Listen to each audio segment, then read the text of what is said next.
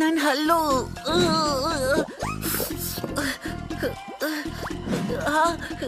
ಏನ್ ಮಾಡ್ಲಿ, ನೋವು ಜಾಸ್ತಿ ಆಗ್ತಾನೆ ಇದೆ. ಅಪ್ಪ ಅಮ್ಮನೂ ಇಲ್ಲ. ವೈದ್ಯರ ಹತ್ರ ಹೋಗ್ತೀನಿ.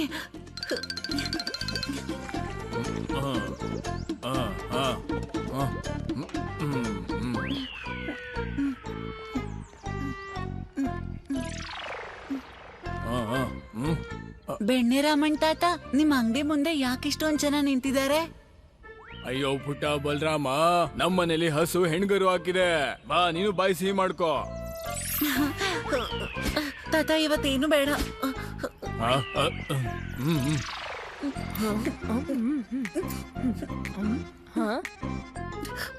ಏನಾಯ್ತು ಬಲರಾಮ, ಯಾಕೆ ಅಳ್ತಿದ್ಯಾ? ನಂಗ್ ಹಲ್ಲು ನೋಯ್ತಿದೆ ಜಗನ್. ಎಲ್ರೂ ಸಿಹಿ ತಿಂತಾ ಇದ್ದಾರೆ, ಆದ್ರೆ ನಾನು. ನೀನೇ ನೋವನ್ನ ದೂರ ಮಾಡು ಜಗನ್. ಸ್ವಲ್ಪ ನೋವಷ್ಟೇ ತಾನೇ, ಸಹಿಸ್ಕೋ ಬಲರಾಮ. ವೈದ್ಯರಿಗೆ ತೋರ್ಸು. ಅಲ್ಲಿಗೆ ಹೋಗ್ತಾ ಇದ್ದೀನಿ, ಆದ್ರೆ ಪ್ರತಿ ಸಲ ಯಾಕೆ ನನಗ್ ಮಾತ್ರ ಹೀಗಾಗುತ್ತೆ? ನನ್ನ ಹಣೆ ಬರನೇ ಸರಿ ಇಲ್ಲ ಅನ್ಸುತ್ತೆ.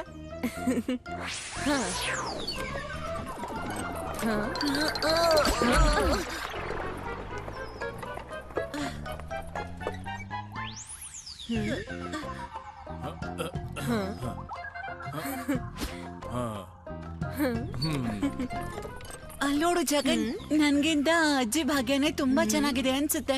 ಅಷ್ಟೊಂದ್ ಸಿಹಿ ತಗೊಂಡ್ ಹೋಗ್ತಾ ಇದಾರೆ ನೋಡು. ಬಾ, ನಾನು ನಿಂಗೇನೋ ತೋರಿಸ್ತೀನಿ, ಇವ್ರ ಭಾಗ್ಯ ಹೇಗಿದೆ ಅಂತ.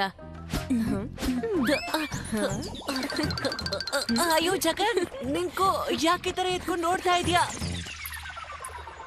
ಇವತ್ತು ನಾನು ನಿಮ್ಮೆಲ್ರಿಗೋಸ್ಕರ ಸಿಹಿ ತಂದಿದ್ದೀನಿ ಮಕ್ಕಳೇ.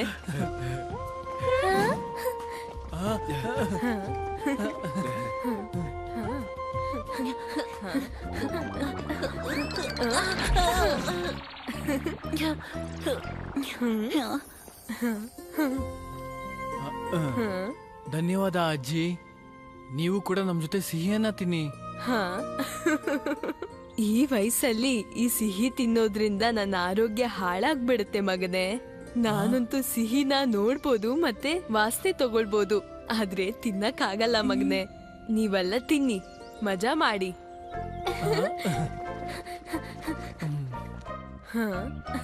ನೋಡ್ದ, ಆ ವಯಸ್ಸಾಗಿರೋ ಅಜ್ಜಿ ಜೀವನವಿಡೀ ಸಿಹಿ ತಿನ್ನೋಕಾಗಲ್ಲ. ನಿನ್ ನೋವು ಇವತ್ತಲ್ಲ ನಾಳೆ ಕಡಿಮೆ ಆಗೇ ಆಗುತ್ತೆ. ನಾನಿನ್ನು ಚಿಕ್ಕ ಹುಡ್ಗ ಜಗನ್, ಆದ್ರೆ ಆ ಅಜ್ಜಿ ಕೂಡ ಚಿಕ್ಕ ವಯಸ್ಸಲ್ಲಿ ತುಂಬಾ ಸಿಹಿ ತಿಂದಿರ್ತಾರೆ ಅಲ್ವಾ? ಅಲ್ ನೋಡು, ಎಲ್ಲಾ ಮಕ್ಳು ಎಷ್ಟು ಖುಷಿ ಖುಷಿಯಾಗಿ ತಿಂತಾ ಇದಾರೆ. ಅವ್ರ ಭಾಗ್ಯ ನನ್ ಭಾಗ್ಯಕ್ಕಿಂತಾನು ಚೆನ್ನಾಗೇ ಇದೆ.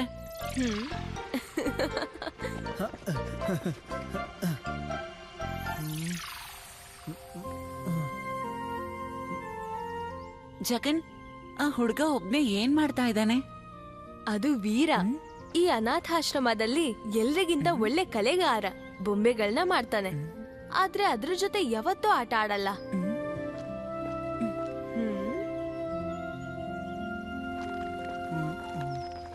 ಎಲ್ರೂ ಸಿಹಿ ತಿಂತಾ ಇದಾರೆ, ನೀನ್ ಒಬ್ನೇ ಯಾಕೆಲ್ ಕೂತ್ಕೊಂಡ್ ಗೊಂಬೆ ಮಾಡ್ತಿದ್ಯಾ?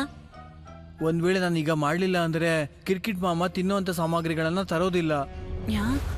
ಎಲ್ರೂ ಹಸಿವಿಂದಾನೇ ಇರ್ಬೇಕಾಗುತ್ತೆ. ಇದು ಮಹಾರಾಜರು ಕಳ್ಸಿರೋ ಸಾಮಗ್ರಿಗಳಲ್ವಾ? ಕ್ರಿಕೆಟ್ ಮಾಮ ಬರೀ ಅದನ್ನ ತಗೊಂಡ್ಬರ್ತಾರೆ ಅಷ್ಟೇ. ಹಾಗಿದ್ರೆ ಕಿರ್ಕಿಟ್ ಮಾವ ನಮ್ಮ ಹತ್ರ ಸುಳ್ಳು ಹೇಳ್ತಾ ಇದಾರಾ? ಜಗನ್, ಏನಾದ್ರೂ ಮಾಡು. ಏನಾದ್ರೂ ಮಾಡೋದಕ್ಕಿಂತ ಮೊದ್ಲು ಒಂದು ಪ್ರಶ್ನೆ.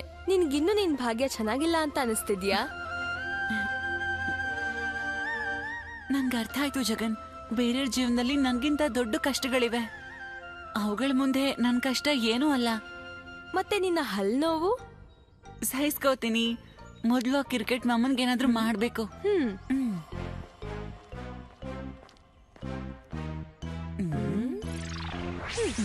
ಅಯ್ಯೋ, ಏನ್ ಮಾಡ್ತಾ ಇದ್ಯಾ? ನಿನ್ನ ಕ್ರಿಕೆಟ್ ಇಂದ ಮುಚ್ಚಿಡ್ತಿದ್ದೀನಿ. ಪುಟ್ಟ ವೀರ್, ನಿನ್ನ ಗೊಂಬೆಗಳು ತುಂಬಾ ಬೇಗ ಮಾರಾಟ ಆಯ್ತು. ಈಗ 15 ಅಲ್ಲ, ಪೂರ್ತಿ 100 ಗೊಂಬೆಗಳು ಬೇಕಾಗತ್ತೆ. ಆದ್ರೆ ಇಷ್ಟೊಂದು ಗೊಂಬೆಗಳನ್ನ ನಾನು ಒಬ್ನೇ ಹೇಗಂತ ಮಾಡ್ಲಿ? ಒಬ್ನೇ ಯಾಕೆ ಮಾಡ್ತೀಯ? ಅನಾಥಾಶ್ರಮದಲ್ಲಿ ಬಾಕಿ ಮಕ್ಕಳು ಕೂಡ ಕೆಲ್ಸಕ್ಕೆ ಹಾಕು. ನನಗೆ ಒಟ್ಟು 100 ಗೊಂಬೆಗಳು ಬೇಕಷ್ಟೇ. ಇಲ್ಲ ಅಂದ್ರೆ ನಾನ್ ನಿಮ್ಗೆ ಮುಂದಿನ ಸಲ ದಿನಸಿಗಳನ್ನ ತಲುಪಿಸೋದಿಲ್ಲ. ಆಮೇಲೆ ತಿನ್ನುವ ಆಹಾರ ಸಾಮಗ್ರಿ ಬಂದ್. ಕ್ರಿಕೆಟ್ ಮಾಮ, ಆ ಸಾಮಗ್ರಿಗಳನ್ನ ಕಳ್ಸೋದು ಮಹಾರಾಜರು. ನೀವು ಅದ್ರ ಬದಲಾಗಿ ಮಕ್ಳ ಹತ್ರ ಕೆಲಸ ಮಾಡಿಸ್ಕೊತಾ ಇದ್ದೀರಾ. ನಾನ್ ಇವಾಗ್ಲೇ ಹೋಗಿ ಮಹಾರಾಜರಿಗೆಲ್ಲ ಹೇಳ್ತೀನಿ. ಏ ಬಲರಾಮ, ನೀನ್ ಇಲ್ಲೇನ್ ಮಾಡ್ತಾ ಇದೀಯಾ? ಮತ್ತೆ ಮಹಾರಾಜನ್ಗೋಗಿ ಏನಂತ ಹೇಳ್ತೀಯಾ? ಹೋಗು, ಹೇಳೋಗು. ನಾನು ಕ್ರಿಕೆಟ್, ನನಗ್ ಚೆನ್ನಾಗ್ ಗೊತ್ತು ಯಾವ ರೀತಿ ನಿಮ್ಮ ಹತ್ರ ಕೆಲ್ಸಗಳನ್ನ ನಾನು ತಗಿಸ್ಬೇಕು ಅಂತ. ಯೋಚನೆ ಮಾಡು ವೀರ್ ಪುಟ್ಟ, ಇವನ್ ಮಾತ್ ಕೇಳ್ತೀಯಾ ಅಥವಾ ಎಲ್ಲರೂ ಉಪವಾಸ ಸಾಯ್ತೀರಾ ಅಂತ? ನಾನ್ ಮಾಡ್ತೀನಿ ಕ್ರಿಕೆಟ್ ಮಾಮ, ನೀವ್ ಕೇಳಿರೋ 100 ಗೊಂಬೆಗಳನ್ನ ನಾನೇ ಮಾಡ್ತೀನಿ. ಒಳ್ಳೆ ಹುಡುಗ ನೀನು. ನಾನ್ ಸ್ವಲ್ಪ ದಿನ ಬಿಟ್ಟು ಬರ್ತೀನಿ. ನನ್ ಗೊಂಬೆಗಳನ್ನ ತಗೊಳಕ್ಕೆ ಹೊರಡ್ತೀನಿ.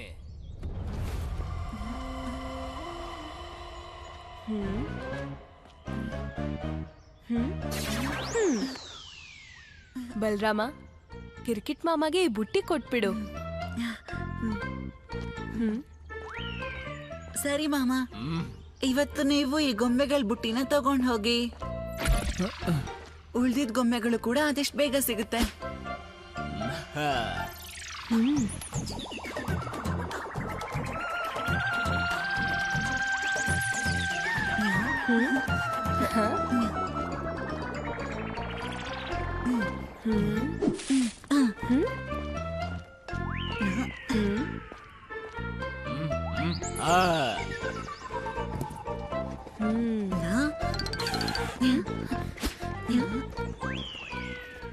ಗೊಂಬೆ ತಗೊಳ್ಳಿ, ಸುಂದರವಾದ ಗೊಂಬೆಗಳನ್ನ ತಗೊಳ್ಳಿ.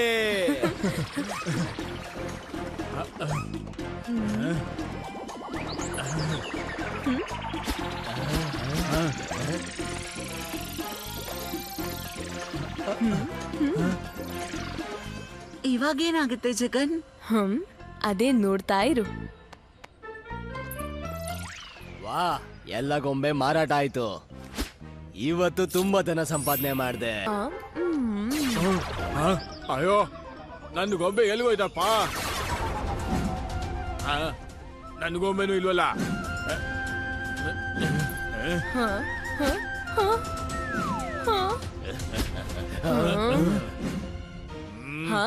ನಾನು